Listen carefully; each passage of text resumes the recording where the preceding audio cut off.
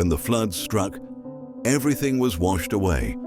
Homes, crops, and livelihoods disappeared in a matter of hours. Families were left with nothing, not even food for their children. From day one, Muslim Hands was there. Our teams reached the affected communities, carrying hope in the form of food packs. Each pack meant a family could sit together, share a meal, and find the strength to survive another day. With your support, Muslim Hands continues to bring relief, dignity, and compassion to those facing the hardest days of their lives. Together, we can rebuild hope.